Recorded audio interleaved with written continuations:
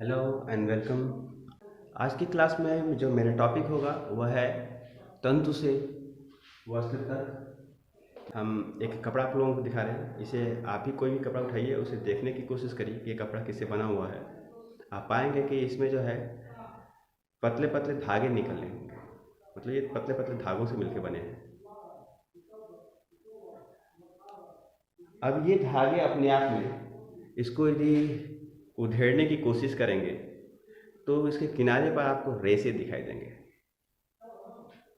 इसी रेशे के बारे में है ये पूरा पाठ। तो रेशा क्या हुआ, जैसे कि हम रुई को जो है उधड़िए एक एक करके खींचिए तो उसमें से एकदम पतले पतले धागे के नुमा रचनाएं निकलेंगे, वो रेशा है।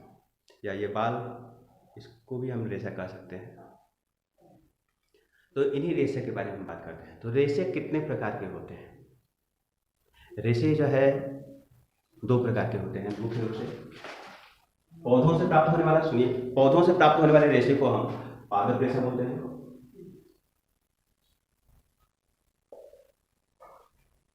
जंतुओं से प्राप्त होने वाले रेशों को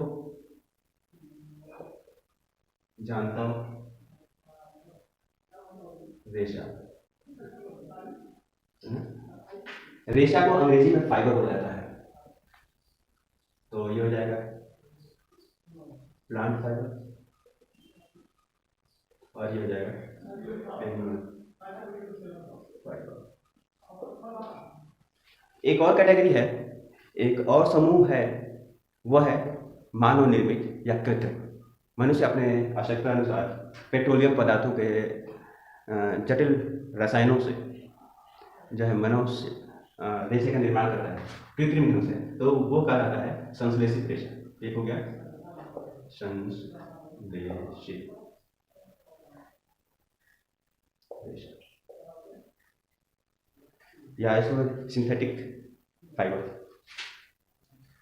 सिंथेटिक फाइबर, संश्लेषित रेशा, इसी को मानव निर्मित रेशा भी कह सकते हैं, इसी को कृत्रिम रेशा भी बोल सकते हैं। तो ये जो है तीन तरह के जो है रेशे हो गए।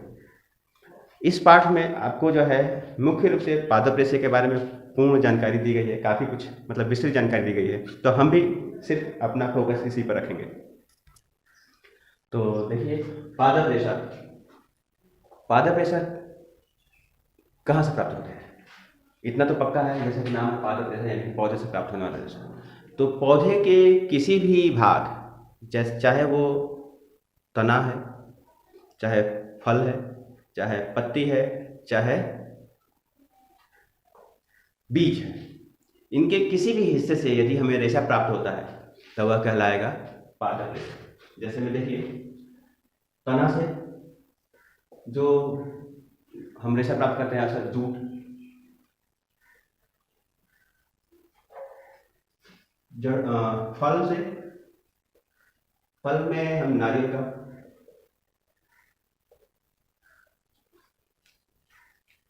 बीज से रुई यानी कि कॉटन,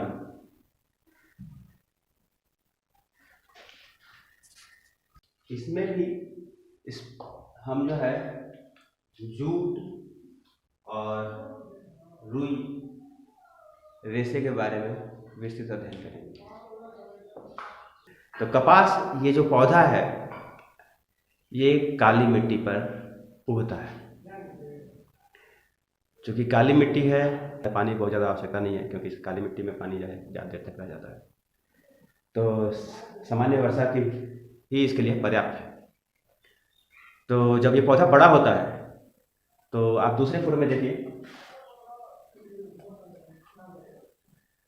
कि इसमें जो है फल लगता है, हरे रंग का होता है, और उस फल के अंदर, इस फल को गोलक बोलते हैं।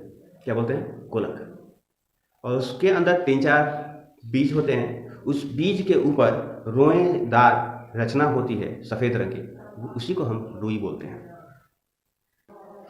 कपास के जो गोलक हैं, उन गोलकों से बीज को अलग करने की जो प्रक्रिया है उसको जो है ओटना कहते हैं, कपास ओटना। तो कपास ओटने के बाद से रुई अलग हो जाती है। अच्छा, एक चीज़ और, कि जो बीज हैं जिसके ऊपर रुई लगी होती है उसे बिनौला बोला जाता है, बिनौले।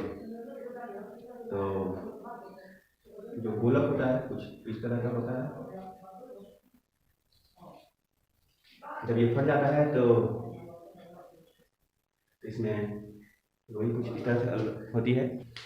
कपास फटने के बाद से ये जो है रुई अलग हो जाता है। इस प्रकार से प्राप्त जो रुई होती है उसको जो है अलग अलग कर लिया जाता है, जिससे कि वो जो है फैल जाती है। और इस रुई का इस्तेमाल अलग अलग कार्यों के लिए किया जाता है, जैसे रजाई तकिए बनाना, चाहे इससे जो धागे बनाए जाते हैं, धागे से फिर जो है सूती कपड़े बनाए जाते हैं। अब हम बात करते हैं कपास के बाद से एक और पौधा है जिससे कि हमें जो पादप रेशा प्राप्त होता है, वो है जूट। जूट को ही हम पटसन कहते हैं।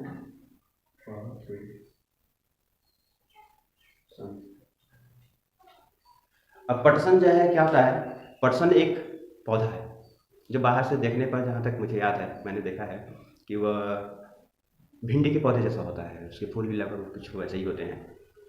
इस पौधे को बढ़िया से उगने के लिए जलोढ़ मिट्टी की आवश्यकता होती है। इसके बीज को जो है बरसात के समय में बोया जाता है। 3-4 महीने में जब इसमें पुष्प निकलने लगते हैं, फूल निकलने लगते हैं, इसको पुष्प के अवस्था में ही काट दिया जाता है पौधे को। तब तक इसकी लंबाई या 6 से 8 फीट तक हो जाती है। इस पौधे को काट करके बंडल बना करके और पानी में डाल दिया जाता है, तालाब वलाब या नहर, ऐसा कोई भी है ना, जहाँ पर ये डूबा हुआ कुछ दिनों तक वहीं पड़ा रहता है। अब चूँकि ये पौधा है, पानी में पड़ा रहेगा तो पानी में उपस्थित जो बैक्टीरिया होते हैं इसकी छाल को, ऊपरी सतह को गला देते हैं। उसके बाद क्या किया जाता है कि इस पौधे को बढ़िया से खूब पीटा जाता है पानी में। इसके कारण जो मतलब कि रेशों को छोड़कर, इसके तने पे जो रेशे होते हैं उस रेशे को छोड़कर बाकी सब चीज़ें गल करके पानी में घुल करके अलग हो जाती हैं, है ना। और उस पौधे पर केवल रेशा ही लगा हुआ बचा रहता है, जिसको जो है सुखाने के बाद से अलग कर लिया जाता है। यानी यहाँ से आपको एक चीज़ पता चल रही है कि जो जूट है तने का रेशा है, जबकि कपास के बारे में बात की तो क्या है, कपास किससे मिल रहा था, ये मिल रहा था बीज के रेशे से। तो कपास जो रुई है बीज का रेशा है और जूट तने का रेशा है। कपास का जो रुई होता है, मतलब कपास का जो रेशा है वो मुलायम होता है, क्योंकि ये तना है तो इसके रेशे जो है थोड़े कड़े होते हैं, इसलिए इसके रेशे का इस्तेमाल जो है रस्सी, बोरे, टाट, दरी बनाने के लिए इस्तेमाल होते हैं।